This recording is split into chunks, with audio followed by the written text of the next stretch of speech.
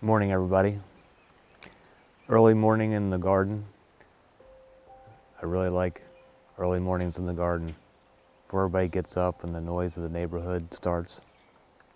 Just out here with the birds and the bunnies and whatever else shows up.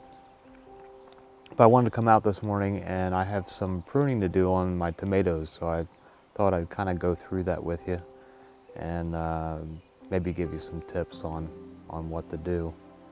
Now, it is chilly out here this morning. It is the middle of June and I'm wearing a sweatshirt. What's up with that? Some of you in the northern climates, that might, maybe you'd be running around with t-shirts and shorts on right now when it's in the 50s. But not down here in southern Maryland. Actually, I'm in western Maryland, but whatever, south. So, best time to prune your tomato plants is in the morning. So we're going to get started with that and see what works out. There's some stuff that some of the pruning that I've missed. I've tried to keep up with pinching the suckers off as they come in, and I'll show you some of those. But there's definitely some stuff that I've been neglecting. So with tomatoes, if you don't do it or at least check them every 2 or 3 days, you'll get behind really fast. So let's go ahead and get started. I'm hoping all this cool weather, because we're supposed to have several nights in the 50s. And I'm thinking that now that my blossoms are coming on, that I'm gonna have some issues with maybe some blossom end rot to start off the season. What doesn't get addressed a lot of times is, when people talk about blossom end rot, they're talking about like you don't have enough calcium in your soil or you're not watering appropriately. But another big key factor with blossom end rot is cool temperatures. The cooler temperatures inhibit the ability of the plant to transfer the calcium up into the blossoms and to the fruit. So that's why a lot of times at the beginning of the season, when you have cooler nights, especially if your blossoms are coming on, your first tomatoes, you'll see blossom end rot. And more likely than, unless you're having problems with watering, if you're not keeping up with your watering and you're not getting a lot of rain,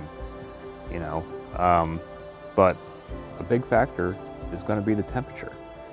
And I'll probably do a follow-up to this going forward to show you some blossom end rot and what you're looking for. But just keep that in mind. It's not very likely that your soil is devoid of calcium.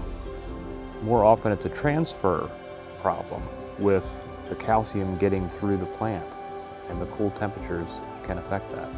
So, all right, let me quit rambling and trim some stuff here. Do some pruning. So if you look here, see this right here? Kind of in between the two stems. That's a sucker. And if you let this grow, it will become a whole nother branch, and eventually grow fruit and get blossoms and stuff. But if you get too many of these, the plant will get too heavy, and also it doesn't give proper airflow if you've got too much foliage going on. And that can open up problems for stuff like fungus and blight. So what you want to go through and check your plant for any of these there's another little tiny one here coming in, that little leaf there. And when they're really small, you can just pinch it off with your finger or your hand. Like this one here. Just pinch that off and get rid of it. I got another little one coming in here too. Now, it's fine to just pinch them off if they're really small like that, but if you have larger ones, you're going to want to use either a pair of scissors or snips, like garden shears, something that's sharp enough to cut your plant. And down here, some of these that are touching the ground, I'm going to get rid of. And these aren't just suckers, these are, I'm just pruning back some of the branches. Because when they're laying on the ground like this, you get more potential for splashback when you're watering and getting too much moisture on your plants. And that can also cause disease. So I'm just trimming these out, and you'll see, like, because this one's been laying on the ground, you know, it's already got some bugs eating on it and some brown coming in. So I don't want that to feed up into the plant, so I'm trimming these back. Got another larger sucker in here. It's kind of hard to see on the camera probably because of the other foliage that's in the way, but I got this one right here. Get rid of that. This tomato plant is going a little crazy. It's got a couple weird splits off of it that are curving around. So I'm gonna get some twine probably and tie this one up. Maybe I can actually just prop that in there. Maybe that'll hold for a little while till I can get some twine. Keep it up off the ground more. All right, so this one looks pretty good. This plant here, unfortunately, this branch should have been trimmed off much earlier, but I didn't get to it.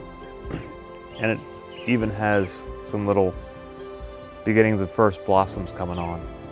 However, down here, it's already broken and it started to heal, but it's laying on the ground, and this could cause a lot of problems later and strain on the plant. Now, if I tried to pop this off or pull it off by hand, that's gonna rip at the stem of the plant, which is gonna cause a lot bigger wound for it to heal from. And when you've got a larger wound in there, it opens up more problems for fungus and other stuff getting in there. So you wanna give your plant the best possible chance to heal. So this is where I'm gonna just take my scissors and just trim it off right there. And now it just, because of where the initial break was, has already partially healed. There's just a small bit right there that has, yeah, what am I trying to say? It just has a small cut there that will quickly heal. And I like to keep my plants trimmed up the base. Actually, this one can come off too. This is another big one. Get rid of that. But I like to keep my plants trimmed up probably as they grow, you know, a good foot off the ground maybe. I don't know, that's probably a hand high. But as it grows up higher, I'll probably trim off a few more of these bottom branches. And because this is an indeterminate tomato plant, it's just gonna keep growing and growing and growing until, you know, frost kills it at the end of the season. So there'll be more branches continuing to come on throughout the season. So when you prune your plants, you know, it's not just the suckers. You can trim off some side branches and whatnot too, to make sure that they're getting enough airflow going on. And you're probably going to find it hard to really just start chopping away at your plant. Now, you don't want to go crazy and cut everything off. They need to have enough leaves and whatnot to get sunlight and get all the good stuff that they need. But you still, hey, look, I just found another sucker. Pinch that one off. But you still want to keep them pruned because you're going to end up with a much happier and healthier plant that will continue to produce for you much longer throughout the season. If they're all overgrown and bunched together, you know, you can get the fungus, the blights, and then you won't get as much good stuff. So try pruning your tomato plants, you know, do little bits at a time, check them every couple of days, get the suckers out of there.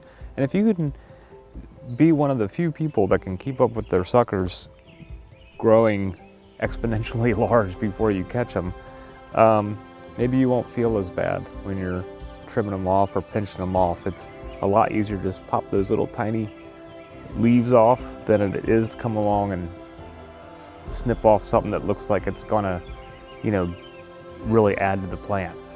So I hope everything is going well in your gardens and your homesteads, and please like and subscribe to our YouTube channel,